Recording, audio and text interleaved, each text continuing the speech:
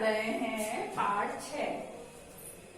6 का मैं आपको परिचय बता चुकी हूँ। आज अपना ये दूसरा वीडियो है भगवान के डाकिये। भगवान के डाकिये मैंने आपको बताया था, डाकिया होता है संदेश भेजने वाला। आज हम इसका अर्थ करेंगे। जो आपका पहला पैराग्राफ दिया गया है, पक्षी और बादल ये भगवान के डाकिये हैं जो एक महादेश से दूसरे महादेश को जाते हैं। हम तो समझ नहीं पाते हैं, मगर उनकी लाई चिट्ठियां पेड़ पौधे पानी और पहाड़ बांटते हैं।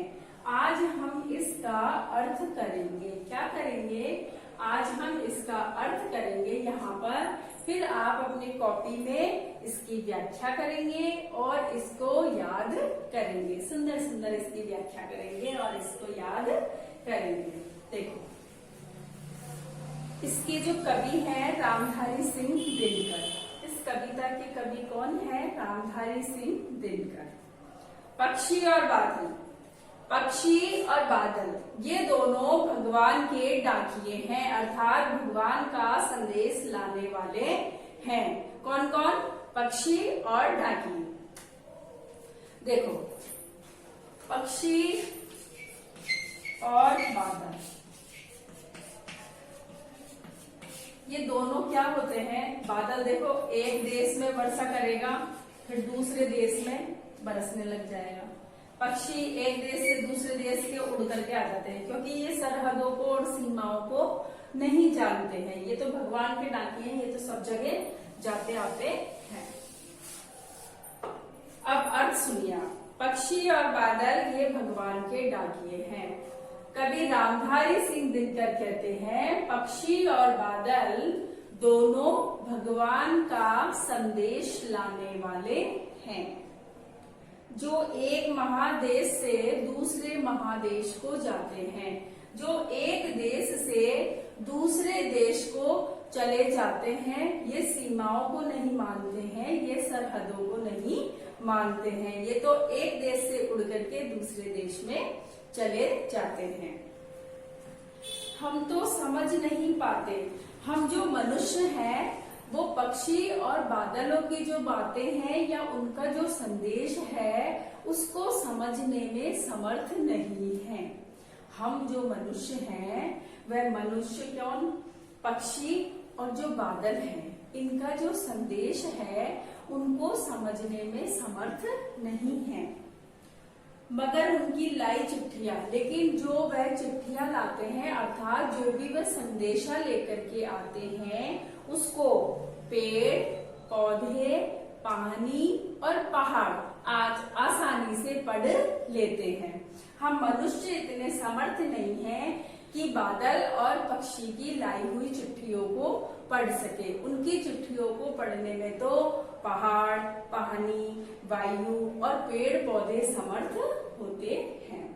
कहने का मतलब यह है कि भगवान के जो डाकिये हैं पक्षी और बादल, वो एक देश से दूसरे देश को चले जाते हैं। वो किसी सीमा को, सरहद को नहीं मानते हैं। हम तो समझ नहीं पाते और उनका जो संदेश होता है उसको हम समझ भी नहीं पाते हैं। उनकी लाई हुई जो चिट्ठियां होती है, उनका लाया हुआ जो संदेश होता है, उसको पेड़ पौधे पानी और पहाड़ बांटते हैं, अर्थात पढ़ते हैं। बांटते का मतलब पढ़ते हैं। भगवान के डाकिये कौन? पक्षी और बादल। एक देश से दूसरे देश को कहाँ जाते हैं? एक देश से दूसरे देश को आसानी से चले जाते हैं, क्योंकि वह सीमा सरहद कुछ नहीं मानते। उनके संदेश को कौन नहीं समझ पाता? उनके संदेश को मनुष्य नहीं समझ पाता, लेकिन उनके संदेश को कौन पढ़ पाता है? पेड़ पौधे पानी और पहाड़ उनके संदेश को पढ़ पाते हैं। अब जो मैंने आपको अर्थ बताया उसकी आप उसी तरह व्याख्या करेंगे। प्रसंग लिखेंगे। पहले प्रसंग में लिखेंगे, यह कविता हमारी पाठ्य पुस्तक वसंत 3 के भगवान के डाकिये से ली गई है। इसके रचयिता हैं वो रामधारी सिंह दिनकर हैं। फिर हम लिखेंगे इसकी व्याख्या। व्याख्या का मतलब होता है अर्थ। व्याख्या का मतलब क्या होता है? अर्थ होता है। ठीक है।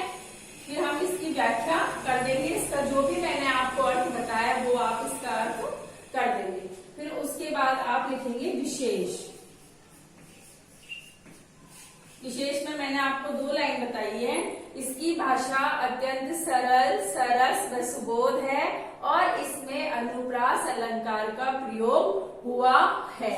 ये दोनों लाइनें आपको विशेष में लिखनी है। ठीक है, आज की आप पहले डायरी नोट करो। डायरी नोट करो। डायरी नोट में लिखो पाठ 6 की व्याख्या करो। पाठ 6 की व्याख्या करो। जो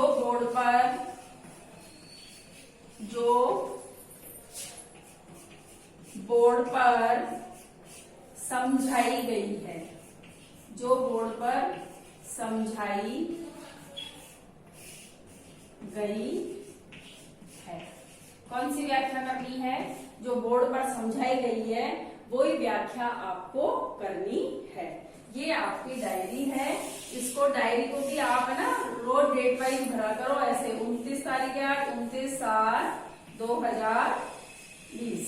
ठीक है, ये आपकी डायरी है। पाठ 6 की व्याख्या करो जो बोर्ड पर समझाई गई है, और साथ के साथ ही इसको याद भी करनी है। यदि फिर भी कुछ समझ में नहीं आता है तो आप कमेंट बॉक्स में लिखना, नहीं लिख सकते हो तो डायरेक्ट कॉल करना। अगर ज्यादा ही नहीं समझ में आता है तो आप स्कूल में आकर भी पूछ सकते हैं। ठीक है, आज की क्लास के लिए तो बस इतना ही। इसका जो आगे का जो बच रहा है उसको हम कल पढ़ेंगे। ठीक है।